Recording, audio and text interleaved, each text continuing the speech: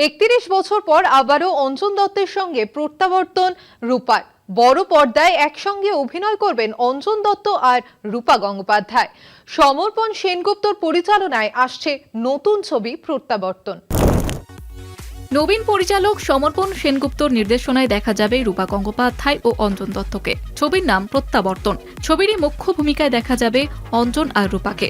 শ্রী অভিজ্ঞান dream workers private লিমিটেডের প্রযোজনায় তৈরি নতুন এই ছবির অন্যান্য গুরুত্বপূর্ণ ভূমিকায় রয়েছেন শিলাজিৎ মজুমদার, অপরাজিতা আঢ্য, খরাজ মুখোপাধ্যায়, কনীনিকা বন্দ্যোপাধ্যায়। ছবির সঙ্গীত পরিচালনা করবেন বনি চক্রবর্তী।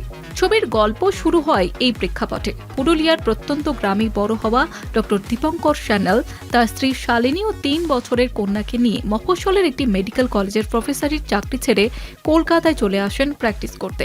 উদ্দেশ্য শুধু ভালো থাকা, বড় হওয়া এবং বাকি সব উন্নত শহরের সন্তানদের মতো তাদের সন্তানকেও সব সুযোগ সুবিধা দিয়ে বড় করে তোলা।